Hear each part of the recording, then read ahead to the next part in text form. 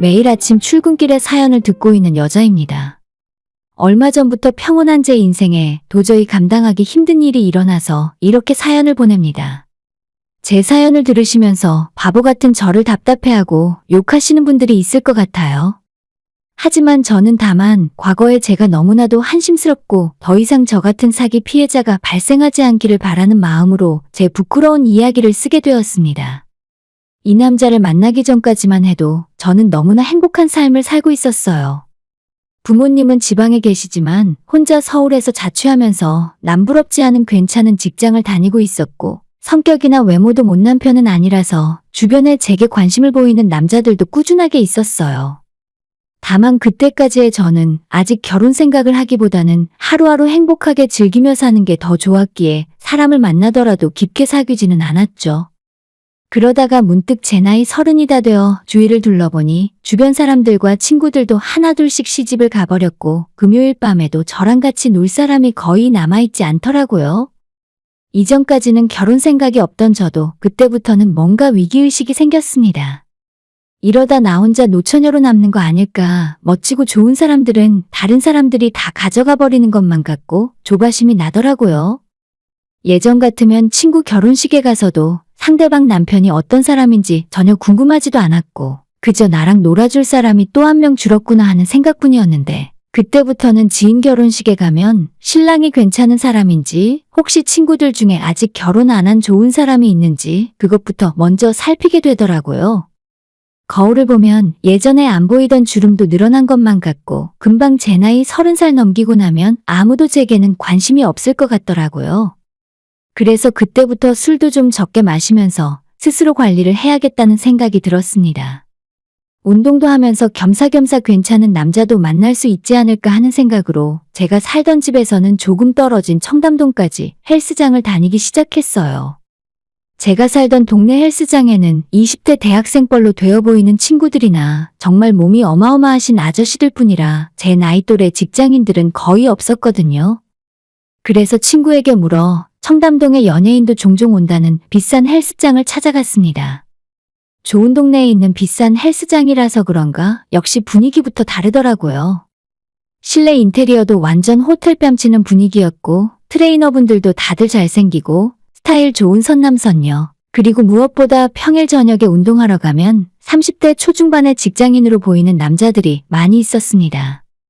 당장 그 사람들 중에 하나 골라서 만나봐야겠다는 생각까진 아니었지만 그래도 기왕 운동하는 거 그런 사람들 속에서 섞여서 하다 보면 저 스스로도 뭔가 동기부여도 더 되는 것 같고 여러 가지로 혹시나 하는 기대감이었어요. 지금 생각해보면 정말 한심한 생각이지만 그 당시엔 전혀 문제라고 생각하지 않았어요. 집에서 왕복으로 1시간 가까이 걸리는 헬스장이었지만 매일매일 다녔어요. 어차피 운동을 목적으로 시작한 거라서 당연히 운동도 열심히 했습니다. 그렇게 헬스장에 다닌 지 2달쯤 지났을 때 집에 가려고 옷을 갈아입고 나왔는데 어떤 남자분이 제게 말을 걸었어요. 전부터 쭉 지켜봤는데 제 스타일이세요.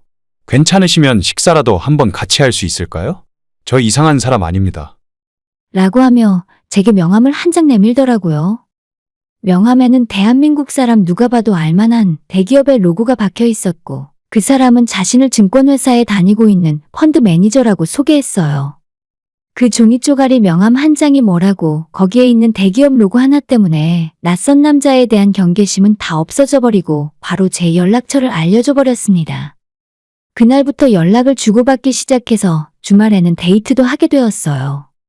첫 데이트 때부터 저는 그전까진 가본 적도 없는 아주 고급스러운 레스토랑으로 안내했고 그 사람은 그런 곳을 몇 번이고 와본 것처럼 능숙하게 주문을 하고 와인도 마셨습니다. 식사 자리는 물론 너무 즐거웠어요. 저는 마치 이 사람과 만나게 되면 언제든지 이런 고급스러운 생활을 할 수 있을 것만 같았고 그 남자의 본질을 보려고 하지 않았습니다. 몸에 걸친 비싼 옷과 명품 시계 그리고 타고 다니는 외제차까지 서울의 S대학을 나와 대기업 펀드 매니저 일을 하면서 높은 연봉을 받고 있다고 본인을 소개했어요. 저와 대화를 할 때도 전문적인 지식을 바탕으로 이야기했고 경제용어에 대해 잘 모르던 저는 그저 이 사람이 대단하게만 느껴졌습니다. S대를 나왔다는 말답게 평소에도 각종 시사 상식에 빠삭했고 TV에 나오는 다른 S대 출신의 사람들을 마치 잘 알고 있다는 듯이 말했어요. 저는 멍청하게도 단 한 번의 의심도 없이 이 사람이 하는 말을 철석같이 믿었고 그 당시에는 이 사람을 꼭 잡아야만 한다는 생각에 빠져 있었습니다. 처음 인상이 너무 좋았기 때문에 몇 번 만나보지도 않고 진지한 사이가 되었고 만날 때마다 이 사람은 본인의 능력을 제게 보여주었습니다. 타고 다니는 차도 나이에 걸맞지 않은 비싼 외제차를 타고 다녔는데 매번 데이트마다 비싸고 고급스러운 곳으로만 저를 데리고 다녔어요. 기념일이 되면 선물도 항상 명품으로만 받았고 저는 정말 제대로 된 남자를 만났다는 생각에 주변 친구들한테 자랑도 많이 했습니다. 정식으로 만난 지 6개월 만에 이 남자가 제게 프로포즈를 했어요. 첫눈에 반했고 평생 저를 지켜주고 싶다는 말과 함께 커다란 다이아 반지도 제게 선물해 주었습니다. 이 사람의 프로포즈를 거절할 이유가 그 당시로서는 하나도 없었죠. 능력 있고 자기 관리 잘하고 저만 바라봐주는 이런 남자를 놓칠 순 없었어요. 고민할 필요도 없이 그 자리에서 승낙했고 저희는 본격적으로 결혼을 준비하며 만나게 되었습니다. 제 친구들에게 남자친구를 소개시켜주는 자리에서도 아주 젠틀한 모습으로 나타나서 매너 있게 제 친구들을 대했고 친구들도 다들 제가 봉잡았다며 난리법석이었어요. 선물로 받은 다이아 반지를 보며 부러워했고 이 사람이 선물해준 가방과 고가의 액세서리들을 보며 친구들 중 아직 미혼인 친구는 제 남자친구에게 회사 동료를 소개시켜달라고 하기도 했습니다. 정말 제 자존감을 한껏 올려주는 사람이었어요. 이 남자를 만난 뒤로는 어딜 가더라도 제가 주인공이 된 것 같았고 어떤 자리에서건 저를 빛내주는 사람이었습니다. 처음으로 남자친구 부모님께 인사하러 갔을 때도 제게 굉장히 잘해주셨어요. 맛있는 음식도 많이 준비해주셨고 식사를 하며 대화를 할 때도 사소한 것 하나하나 저를 챙겨주시는 모습을 보며 잘난 사람은 부모님도 괜찮구나 싶었습니다. 즐거운 분위기에서 식사를 하다가 어머님이 제게 물어보셨어요. 아가씨는 지금 하고 있는 일이 어떤 일이야? 만약 내 아들이랑 결혼하게 된다면 계속 일을 할 생각인가? 라고 물어보셨고 제가 대답을 하려는 찰나 남자친구가 먼저 말을 하더라고요. 아니, 결혼하면 우리 예지는 직장 그만둘 거야.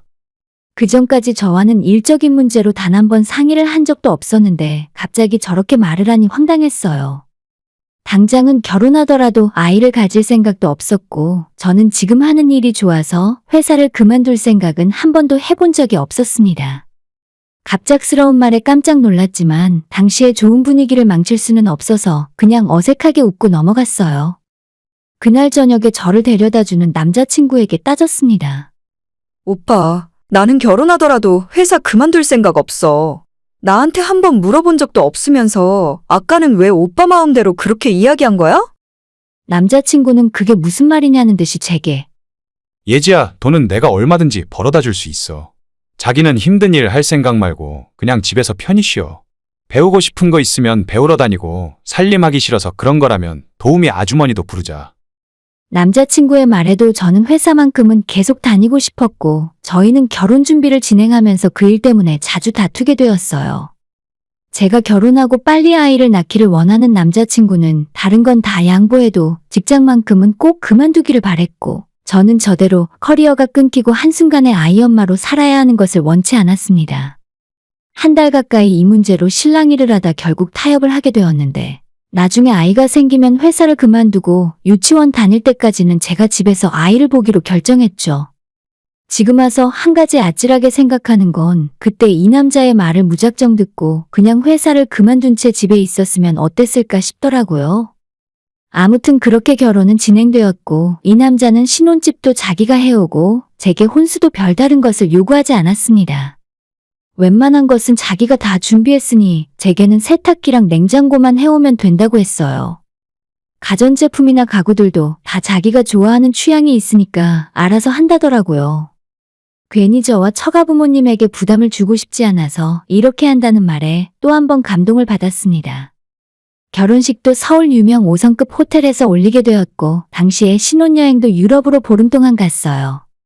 제 친구 중에는 5성급 호텔에서 결혼식을 올린 친구가 하나도 없어서 더 기분이 좋았습니다. 정말 이 남자는 나를 생각하는 마음도 깊지만 능력은 훨씬 더 대박이구나 싶었어요. 친구들과 지인들도 다들 저를 부러워하고 친정 부모님도 사위 잘 얻었다고 입이 귀에 걸려서 싱글벙글 하셨어요. 이제 앞으로의 제 인생은 이 남자와 함께 걱정 없이 행복하게 살 줄로만 알았습니다. 화려한 결혼식처럼 화려하게 살 줄 알았던 신혼생활은 몇 달이 지나지 않아서 하나씩 무너지기 시작했어요.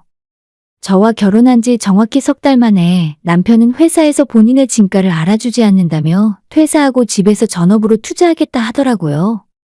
그 전까지는 남편이 생활비를 하라며 한 달에 500만 원씩 제게 주었고 정확히 그 돈을 2번 받았을 때 회사를 그만두는 바람에 그 이후로는 제대로 된 생활비를 받은 적이 없습니다. 남편의 퇴직금도 전부 주식 투자를 한다고 해서 저는 구경도 못 해봤어요. 처음엔 워낙 능력이 출중한 사람이라 믿었기 때문에 전업을 하면 더 많은 돈을 벌어올 줄 알고 믿고 기다렸죠. 그런데 제가 퇴근하고 집에 돌아오면 항상 컴퓨터로 게임을 하는 모습만 보이더라고요. 낮에 주식 투자하느라 생긴 스트레스를 풀려고 그러는 건가 싶어 별로 터치하지 않았는데 시간이 지날수록 돈도 한번 제대로 준 적도 없는 남편이 하루 종일 집에서 집안일도 하지 않고 게임만 하는 모습을 보고 있자니 화가 나기 시작했어요. 어느 날 게임을 하고 있는 남편에게 맨날 게임만 하고 있고 투자는 언제 하려고 그래? 낮에 집에 있으면서 먹은 것 좀 치우고 청소기라도 한번 돌렸으면 좋겠어. 라고 말을 했더니 불같이 화를 내더라고요. 뭐? 내가 너 출근하고 나면 9시부터 3시까지 주식하느라고 얼마나 바쁜지 몰라? 지금 내가 너한테 생활비 안 준다고 이러는 거야? 걱정하지 마. 나 지금 잘 벌고 있으니까. 단지 종잣돈을 더 키우기 위해서 버는 돈까지 다 투자하고 있어서 그런 거야. 에휴, 너가 뭘 알겠냐? 라고 화를 크게 내며 저를 무시했습니다. 남편이 자기가 하는 일은 제가 들어도 모른다며 가끔 제가 제대로 돈을 벌고 있는 게 맞나 물어보면 온갖 전문 용어를 써가며 저를 무시했어요. 남편의 백수 생활이 몇 달 동안 지속되자 저는 더 이상 참지 못하고 남편에게 다시 회사에 나가면 안 되냐고 이야기했고 제 말을 들은 남편은 이성을 잃고 화를 내며 남자가 하는 일을 믿고 기다려주지 못한다고 저를 탓했어요. 그날 남편이 제 손목과 팔을 세게 붙잡는 바람에 다음날 살짝 멍이 생기기도 했습니다.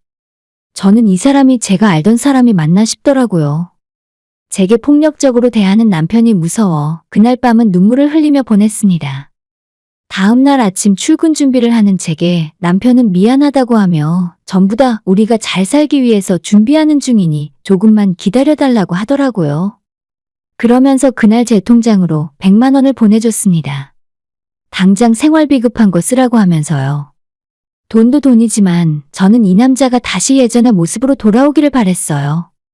대체 언제까지 집에서 게임만 하고 있는 모습을 봐야 하나, 이런 사람을 믿고 제 인생을 맡길 수 있을까 하는 걱정에 불안해지더라고요.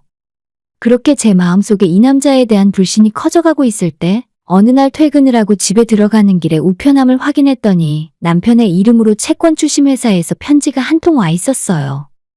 평소 남편의 우편물은 열어보지 않고 그대로 가져다 주는데 신용정보회사라는 말에 왠지 내용이 궁금해져 열어보게 되더라고요. 그 안의 내용은 정말 충격적이었어요. 남편은 저 몰래 가지고 있는 빚이 엄청나게 있었습니다. 채무 내용을 확인해보니 한 곳도 아닌 여러 곳이었고 카드론과 은행 마이너스 통장은 물론이고 제가 들어보지도 못한 캐피탈 업체 여기저기서 1,000만 원, 2천만 원씩 많이도 빌렸더라고요. 능력 있는 남편이 이게 무슨 일인가 싶어 집으로 달려갔습니다. 여전히 남편은 게임에 푹 빠져 있었고 그런 남편 뒤통수에 화를 내며 물었습니다. 이게 뭐야? 나한테 설명해봐. 당신이 왜 예전부터 대출을 받아서 안 갚고 있었던 거야? 남편은 제 손에 들려있는 종이를 황급히 뺐으면서 별일 아니고 전업을 하면서 약간 문제가 있어서 돈을 끌어다 쓴 것이라고 해명을 하더라고요. 저는 잘 모르는 지식으로도 남편의 해명이 이해가 가지 않았습니다. 남편처럼 돈 잘 벌고 능력 있는 사람이 왜 대출을 받아서까지 하는 것이며 멀쩡한 은행도 있는데 왜 이런 금리도 높은 곳에서 돈을 빌려야 하는지 납득이 가질 않았어요. 저는 남편에게 당장 내가 알아듣게 제대로 해명을 하지 않으면 당신과 더 이상 같이 살 수 없다고 말했고 그 말에 남편은 또다시 눈빛이 변하며 화를 내기 시작했습니다. 야, 돈 가져다 줄 때는 넙죽넙죽 잘 받아서 쓰더니 이제는 나한테 빚 좀 있다고 도망가려고 해? 내가 나 혼자 먹고 살려고 대출 받았냐? 다 그 돈으로 너가 먹고 몸에 걸치고 다니는데 쓴 거잖아. 라고 제게 소리를 질렀습니다. 저는 남편에게 가져다 준 월급 말고는 나는 돈을 만져본 일이 없다고 말했지만 남편은 마치 분노 조절 장애라도 있는 사람처럼 미친 듯이 소리를 지르면서 화내고 집안 물건을 던지기 시작했어요. 그 모습에 질려 친정으로 도망갈 생각으로 집을 나서려는데 남편이 어딜 가냐며 저를 붙잡았고 제가 남편을 힘으로 뿌리치자 결국엔 제게 주먹까지 쓰더라고요. 한참을 남편에게 맞다 지쳐서 기진맥진 쓰러졌고 거실바닥에 누워 남편의 화가 풀리기만을 기다렸어요. 한참 동안 화를 내던 남편은 옷을 입고 집을 나가버렸고 저도 그 틈에 집을 빠져나와 친정으로 향했습니다. 만신창이가 되어 집으로 들어가자 저희 부모님이 보시고는 깜짝 놀랐어요. 무슨 일이냐고 제게 물었고 자초지종을 모두 설명하자 엄마와 아빠는 그렇게 멀쩡해 보이던 사위가 대체 어떻게 그럴 수가 있냐고 분노했습니다. 아빠가 남편에게 전화를 해봤지만 전화도 받지 않더라고요. 저는 회사에도 휴가를 내고 며칠 동안 부모님 집에만 있었고 혹시라도 남편이 찾아올까 두려워 집 밖으로 나가지도 못했습니다. 중간중간 남편이 제게 전화도 하고 카톡을 보냈지만 받지 않았어요. 잘못했다고 제게 사과를 하며 얼굴 한번 보자 했지만 남편과 마주할 용기조차 없었습니다. 더 이상 이 남자와 같이 살 생각은 더욱 없었죠. 제가 알고 있던 사람의 모습이 아니었고 제게 손찌검을 하는 남자와 한 집에서 살 수는 없었습니다. 부모님도 이참에 그냥 이혼을 해버리라고 그 집에 너가 혼수로 해간 것도 거의 없으니 미련 없이 이혼하고 폭력으로 고소해버리라 하셨어요. 저는 바로 다음날 병원에서 진단서를 하나 떼놨어요. 여기저기 멍도 들고 부딪혀서 까진 곳도 있었는데 전치 2주가 나오더라고요.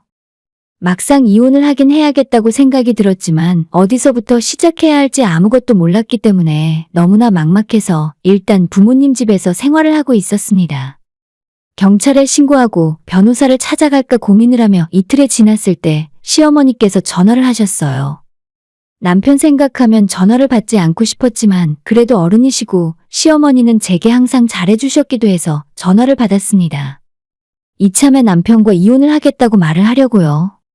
전화를 받자마자 시어머니는 울면서 제게 미안하다는 말만 하시더라고요.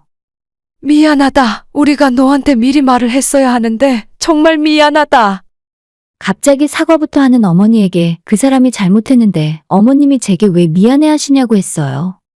시어머니는 계속 우시면서 그게 아니라고 자기네 식구들이 처음부터 너를 속인 거라 말을 하시더라고요. 저는 시모가 무슨 말을 하고 있는 건지 그때도 이해가 가질 않았습니다.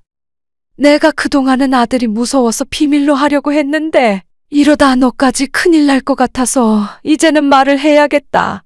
내 말 잘 듣고 현명하게 판단해라. 라는 말과 함께 그동안 제가 모르고 있던 비밀을 다 이야기해 주셨어요. 일단 남편의 모든 것은 하나부터 열까지 전부 거짓이었습니다. S대 출신이 아닌 지방사립대학을 다니다 중퇴를 한 것이 최종 학력이었고 당연히 대기업 근처에 다닌 적도 없고 펀드 매니저는 더더욱 아니었어요. 저와 만나기 전까지는 허영심이 심한 편이라 외제차를 타고 돈을 함부로 쓰고 다니긴 했어도 작은 회사였을지언정 월급을 받으며 일을 하고 있었는데 저와 만난 뒤로 여기저기서 대출을 엄청나게 받더니 회사도 그만둬버렸다네요.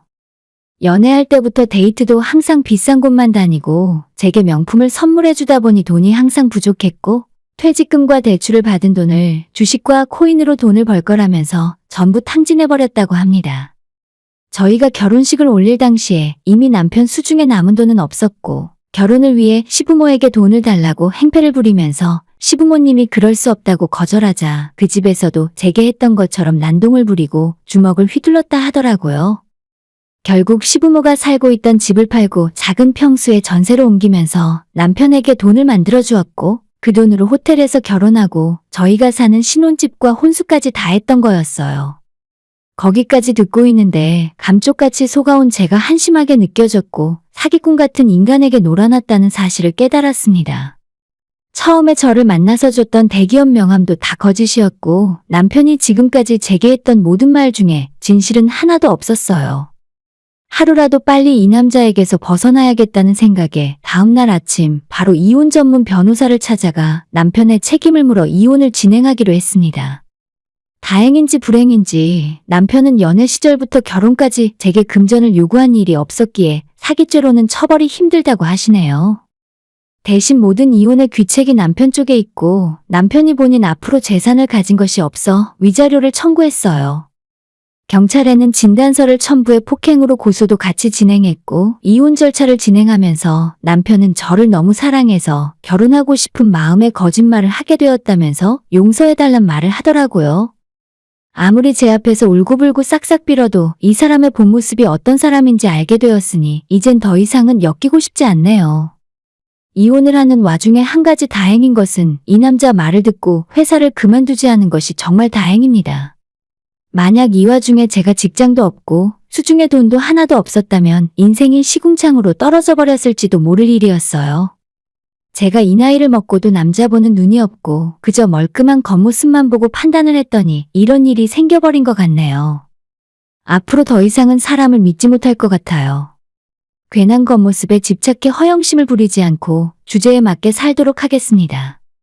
혹시라도 이 사연을 듣는 분들 중에 아직 결혼을 하지 않으신 분이 계시다면 절대 남자의 겉모습만 보고 판단하지 않기를 바랍니다.